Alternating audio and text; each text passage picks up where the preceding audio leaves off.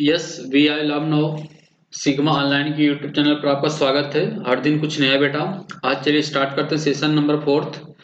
तो आज हम क्वेश्चन आपको 20 क्वेश्चन सॉल्व कराते हैं एनसीईआरटी के line by line periodic table के क्वेश्चन है। तो पहला क्वेश्चन आपके स्क्रीन पर बिना कुछ टाइम वेस्ट किए हुए क्वेश्चन हमारे पास फर्स्ट है।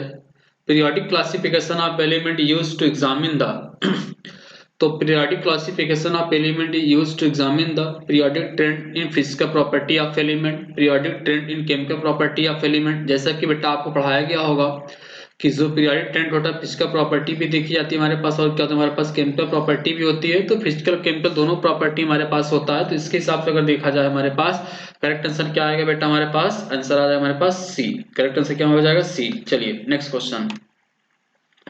Which of the following is said containing man-made element। यहाँ पे man-made element के बारे में बात कर रहा है कि man-made element क्या हो सकता है। क्या गोल्ड हो सकता है बेटा? नहीं। मरकरी हो सकता है? नहीं। जिंक हो सकता है? नहीं।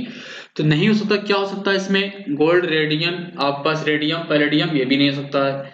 आप क्यूरियम, आपके पास ऑस्मियम, यूरेनियम, ये भी नहीं हो सकता है। तो हमारे पास इस मैन-मेड एलिमेंट जो होता है हमारे पास बेटा टेक्नीशियम होता है, नेपच्यूनियम होता है, आइस्टेनियम होता है।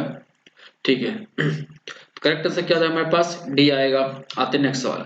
The most significant contribution towards the development of periodic table was made by. तो सबसे ज्यादा किसका कंट्रीब्यूशन पीरियोडिक टेबल डेवलप करने में? तो आपको मालूम होना चाहिए बेटा मेंडलीव के बारे में बात करा कि मेंडलीव ने एक ऐसे साइंटिस्ट थे जो सिस्टमेटिक तरीके से एलिमेंट को क्लासीफाई किया। और फर्स्ट टाइम क्लासीफाई करने वाले एलिमेंट कौन थे सिस्टमेटिक तरीके से? मेंडलीव के बारे में बात करते हैं। करेक्ट आंसर क्या है हमारे पास ए आएगा। नेक्स्ट सवाल। The molecular formula of chloride of इक्का एल्युमिनियम एंड इक्का सिलिकॉन रिप्रेजेंटेड। तो यहाँ पे मॉलिक्यूलर फार्मूला के बारे में बात कर रहा है कि मॉलिक्यूलर फार्मूला इक्का एल्युमिनियम और इक्का हमारे पास सिलिकॉन कौन रिप्रेजेंट करेगा। इसका आंसर बताइए बेटा।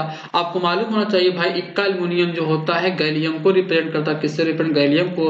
और इक्का सिलिकॉन किसको रिप्रेजेंट करता है? जर्मेनियम। किसको रिप्रेजेंट करता है? जर्मेनियम को रिप्रेजेंट करता है। तो इसके हिसाब से अगर हमारे यहाँ बात किया जाए करेक्ट आंसर क्या आएगा बेटा इसका हमारे पास करेक्ट आंसर क्या आ जाएगा डी। क्या आ जाएगा हमारे पास करेक्ट आंसर क्या आएगा इसका डी आएगा। चलिए करेक्ट आंसर क्या आ जाएगा हमारे पास डी आएगा। आते नेक्स्ट सवाल। क्वेश्चन नंबर 5 बहुत जबरदस्त सवाल है। इसमें थोड़ा सा बेटा करेक्शन है क्वेश्चन में। Which of the following is correct about इक्का एल्युमिनियम एंड इक्का सिलिकॉन के लिए? करेक्ट ऑक्साइड ऑफ इक्का एल्युमिनियम Al2O3 एंड इक्का सिलिकॉन Si2O3। ये स्टेटमेंट गलत है बेटा।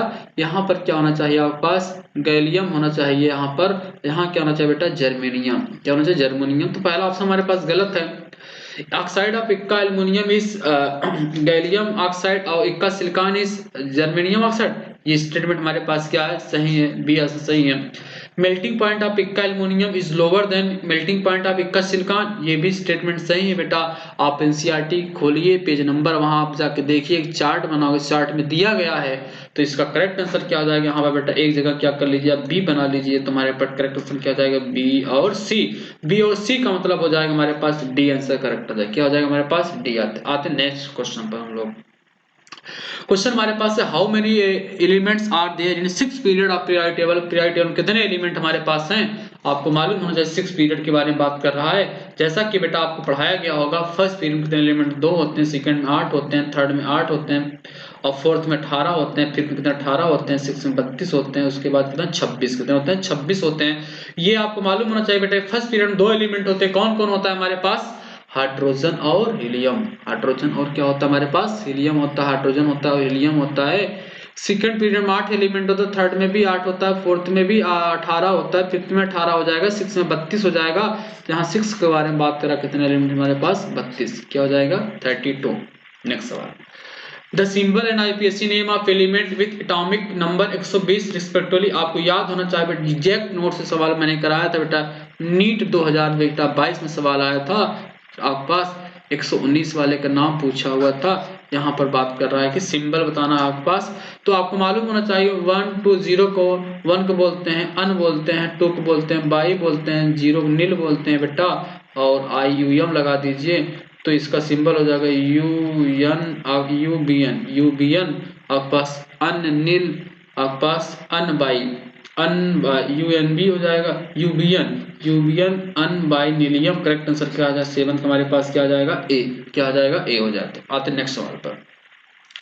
The element has electronic configuration 1s2 2s2 2p6 3s2 3p4, इसको इलेक्ट्रॉन काउंट करिए बेटा, यहाँ पर 2 2 2 4 4 6 10 10 12 12 4 16, 16 किसका एटॉमिक नंबर होता है? सल्फर का होता है बेटा। इसके नंबर ऑफ प्रोटॉन कितने होते हैं? नंबर ऑफ प्रोटॉन इसके पास बेटा 16 हो जाएगा, और नंबर ऑफ इलेक्ट्रॉन भी तो 16 कितना आएगा? 16 आ जाएगा हमारे पास यहाँ पर। तो इसके साथ देखा जाए थर्ड पीरियड पी ब्लॉक का मेंबर और 16 ग्रुप हो जाएगा आपके पास। करेक्ट आंसर हमारे पास 8 क्या हो जाएगा? ए आए, क्या आएगा हमारे पास? ए करेक्ट आंसर हो जाता है।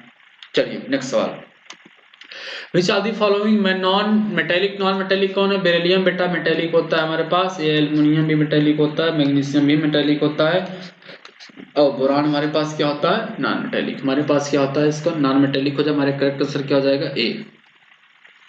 The order of increasing size of atomic radii among the elements oxygen, sulfur, selenium और arsenic, यहाँ पर ऑक्सीजन, सल्फर, सेलेनियम और आर्सेनिक के बारे में बात कर रहा है, तो करेक्ट ऑर्डर क्या हो जाएगा? तो यहाँ पर 10th के बारे में बात करिए तो आपको मालूम होना चाहिए बेटा, ऑक्सीजन के नीचे क्या आता है? सल्फर, सब क्या आएगा? सेलेनियम आ जाएगा, और यहाँ पर नाइट्रोजन, नाइट्रोजन बाद फास्फोरस, फास्फोरस बाद क्या आ जाएगा? आर्सेनिक आ जाएगा। ये भी बात आपको मालूम होना चाहिए मेरे प्यारे बच्चा मोहन कि वो ग्रुप में ऊपर से नीचे जाने पर नंबर ऑफ सेल बढ़ता है, सेल बढ़ेगा साइज बढ़ेगी, साइज बढ़ेगी रेडियस क्या हो जाएगी हमारे पास? बढ़ेगी। रेडियस क्या होती है? बढ़ती है। और आपको ये भी बात मालूम होना चाहिए कि लेफ्ट टू राइट पीरियड में जाने पर बच्चा जेड इफेक्टिव क्या होता है? बढ़ता है। जेड इफेक्टिव बढ़ेगा, साइज हमारे पास क्या हो जाएगा? कम हो जाएगा। साइज हमारे पास क्या हो जाएगा? कम हो जाएगा। तो इसके हिसाब से अगर देखा जाए तो हमारे पास आर्सेनिक सबसे बड़ी साइज आएगी, उससे कम सेलेनियम आएगा, उससे सल्फर, फिर आपका ऑक्सीजन। करेक्ट हमारे पास क्या हो जाएगा? डी। क्या आएगा? डी आएगा। Next question, halogen and chalcogen family have highly electron gain enthalpy.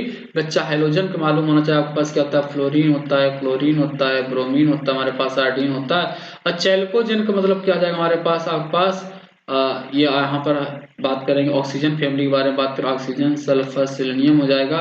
तो हमारे पास करेक्ट आंसर क्या आ जाएगा? Negative value. क्या आ जाएगा हमारे पास? निगेटिव, मतलब ए हो जाएगा correct answer. Next, which is the correct order of electronegativity? Electronegativity के बारे में बात किया जाए तो सबसे ज्यादा किसकी होती है पूरे पीरियड में बेटा? फ्लोरीन होता है, उससे कम कौन होता है? ऑक्सीजन होता है, उससे कम कौन होता है? नाइट्रोजन, उससे कम कौन होता है? क्लोरीन। इसका शॉर्ट ट्रिक मालूम बेटा आपको? फोन क्या होता है? आपको देखिएगा फोन कॉल होता है। क्या होता है? फोन कॉल होता है, इसका शॉर्ट ट्रिक होता है। ये बात सबको मालूम है। तुम्हारे पास क्या आंसर हो जाएगा इसके हिसाब से अगर देखा जाए तो? फ्लोरीन, उसके बाद नाइट्रोजन। देखो ये इसके हिसाब देखा जाए करेक्ट आंसर क्या आएगा हमारे पास? ए आएगा। नेक्स्ट सवाल पे, which are the following sequence correctly represent the decreasing acidic nature of oxide के बारे में बात करने रहे हैं यहाँ पर। आपको मालूम होना चाहिए बच्चा मेरे कि नॉन मेटल का ऑक्साइड कैसा होता है? नॉन मेटल का ऑक्साइड कैसा होता है भाई? झलक दिखला जाए एक बार। कैसा होता है? नॉन ऑक्साइड क्या है? कैसा होता है? एसिडिक होता है। कैसा होता है? एसिडिक होता है। अब मेटल ऑक्साइड कैसे होता है? मेटल का ऑक्साइड कैसे होता है मेरे प्यारे बच्चा? बेसिक होता है। क्या होता है? बेसिक होता है। तो नॉन मेटल ऑक्साइड कैसा होता है? एसिडिक होता है। मेटल ऑक्साइड कैसा होता है? बेसिक होता है। ये भी बात तो आपको मालूम होना ही चाहिए। लेफ्ट टू राइट जाने पर पीरियड में, लेफ्ट टू राइट पीरियड में जाने पर क्या होता है? लेफ्ट टू राइट पीरियड में जाने पर क्या हो जाएगा बेटा? एसिडिक नेचर क्या होता है? ऑक्साइड का बढ़ता है। और टॉप टू बॉटम कहाँ से जाने पर मेरे प्यारे बच्चा Mohan? Top to bottom group में नीचे जाने पर बेसिक कैरेक्टर क्या हो जाएगा हमारे पास? बेसिक कैरेक्टर हमारे पास क्या होगा? इंक्रीज करेगा। इसके साथ देखा जाए तो सबसे ज्यादा एसिडिक कौन आ जाएगा हमारे पास? नाइट्रोजन आ जाएगा, उससे कम ऑक्सीजन, फिर उसके बाद कौन आ जाएगा हमारे पास? बेरिलियम, फिर बोरान, फिर बेरिलियम, फिर लिथियम हो जाएगा। करेक्ट आंसर क्या आ जाएगा हमारे पास? बी आएगा। क्या आएगा? बी आएगा। चलिए, which are the following property of element directly related to the electronegativity? Electronegativity related हमारे पास कौन है? यहाँ बात कर रहा है कि, तो यहाँ अगर बात कर लिया जाए इलेक्ट्रोनेगेटिविटी के बारे में बात कर रहा है यहाँ पर तो हमारे पास डायरेक्ट जुड़ने वाला इलेक्ट्रोनेगेटिव कौन है हमारे पास? Ionization enthalpy. क्या होता है? Ionization enthalpy. आयनाइजेशन एंथैल्पी क्या होता है बच्चा? आपको अच्छी तरीके से मालूम है। क्या होता है? आइसोलेटेड गैसियस एटम के आउटर मोस्ट सेल से एक इलेक्ट्रॉन को निकालने के लिए जो एनर्जी लगे उसे क्या बोलते हैं? Ionisation energy. उसको क्या बोलते हैं? आयनाइजेशन एनर्जी बोलते हैं। क्या उसको बोलते हैं? आयनाइजेशन एनर्जी बोलते हैं। तुम्हारे पास करेक्ट आंसर क्या हो जाएगा हमारे पास? बी आएगा। क्या आएगा? बी आएगा। नेक्स्ट सवाल आते हैं, डायरेक्शन दिया हुआ है यहाँ पर, स्टेटमेंट वाला क्वेश्चन है। Read the statement carefully and answer the question on the basis of option. Option according answer दिया जाएगा। Both statement first and second are correct both statement first and second are incorrect, तो B tick करेंगे। अब statement first is correct और second is incorrect, क्या C tick करेंगे। और statement second is correct और फर्स्ट इज इनकरेक्ट, क्या करेंगे, डी टिक करेंगे। चलिए देखते हैं, एक बार देख लीजिए बेटा आप लोग। स्टेटमेंट फर्स्ट के बारे में बात कर रहा है कि metal will be found on the right side of the periodic table. ये स्टेटमेंट सही है कि गलत है। अब देखिए बेटा क्या होता है, metal will be found on the right side of periodic table statement बेटा हमारे पास क्या है, फॉल्स है। क्या है, फॉल्स है, गलत है। The element phosphorus sulphur oxygen belong to same period. इन्होंने कहा बेटा फास्फोरस सल्फर और oxygen belong to same period. ये स्टेटमेंट हमारे पास क्या है, ट्रू है। क्या है, ट्रू है। चलिए पीछे चलते हैं हम लोग। कहा कि statement first and second are incorrect, क्या टिक करेंगे हम लोग। आपके पास यहाँ बात किया जाएगा 1 मिनट। फास्फोरस करा कि phosphorus oxygen sulphur same period belong करेंगे। नहीं बेटा, ये भी स्टेटमेंट हमारे पास क्या है, गलत है। क्या है, गलत है। दोनों गलत हैं, तो दोनों गलत हैं, क्या टिक करेंगे। Both statement first second are incorrect, क्या करेंगे, बी टिक करेंगे। तो करेक्ट आंसर हमारे पास क्या जाएगा, बी आएगा। क्या आएगा, बी आएगा। नेक्स्ट सवाल, द एलिमेंट सिलिकॉन जर्मेनियम और arsenic. The element silicon germanium और आर्सेनिक हमारे पास कह रहा है कि आर मेटलवाइड्स। ये स्टेटमेंट हमारे पास क्या है, ट्रू है। फिर कह रहा है कि metalloids have property quite different from those of metal and non metal. ये भी बात बेटा सही है। दोनों स्टेटमेंट हमारे पास सही है। करेक्ट आंसर क्या टिक करेंगे, ए सही। क्वेश्चन नंबर 17 पाते हैं। क्वेश्चन थोड़ा बड़ा एनसीईआरटी का लाइन है। Which are the following statement is correct पूछ रहा है यहाँ पर। तो 17 नंबर क्वेश्चन देखिए, बात कर लिया जाए तो कह रहा कि second period n equal to 2 start with lithium and third period enter into 2s। ये स्टेटमेंट हमारे पास क्या बेटा, ट्रू है।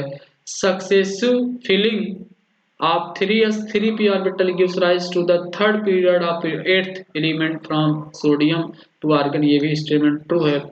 The fourth period start at potassium at the added electron fill of first 4s4p orbital then third 3d orbital filling। ये statement हमारे पास false है।